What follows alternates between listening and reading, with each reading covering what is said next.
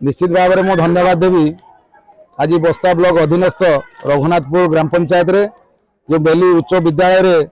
मत निमंत्रित अतिथि हिसाब से वार्षिक उत्सव किसी कहवाई सुजोग देथिबारु मु निश्चित भाव में विद्यालय समस्त कार्यकर्ता कर्मकर्ता शिक्षक शिक्षयित्री एवं ए अंचल समस्त बुद्धिजीवी मानक निश्चित भाव में नववर्ष हार्दिक अभिनंदन जनाऊँ। आज वार्षिक उत्सव विद्यालय आम निश्चित भाव में अनुभव कलु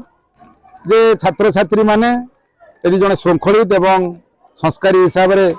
वार्षिक उत्सव को सब प्रकार सफलता देइचंती।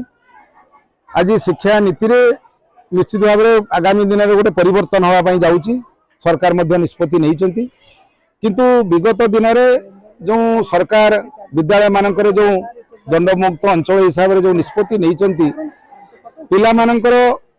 भविष्य उज्जवल एवं तांको मनरे गोटे विद्यालय प्रति बा विद्या प्रति सबु प्रकार जो आसक्ति बा गोटे भय जो जिनसटा नहीं से निश्चित भाव में टिके कोहल करा उचित एवं विद्यालय विकास कथार समस्त नजर रही है से विभिन्न राजनैतिक बंधु मानक निमंत्रित करा कहीं विद्यालय विकास डेवलपमेंट आवश्यकता अच्छी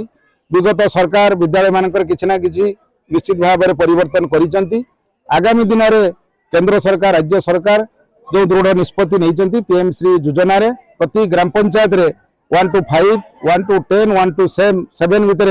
गोटे विद्यालय को टेका व्यवस्था करा आदर्श विद्यालय हिसाब से एवं सफिशिएंट अर्थ दि सर्वशिक्षा जो पूर्व नीति अनुसार से विद्यालय को इंटरनेशनल मॉडल निर्माण करा प्रति ब्लॉक रे 2टी हाईस्कूल को वर्ष टेकअप करा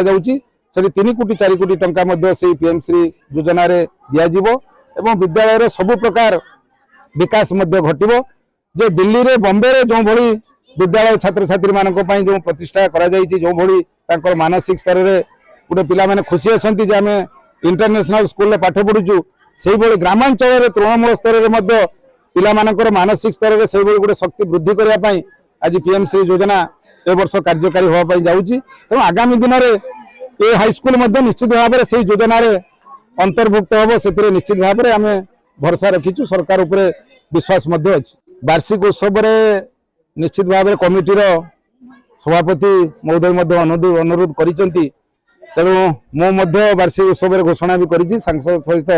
आलोचना करी निश्चित भाव में किसी अर्थ वर्ष डेवलपमेंट दिया।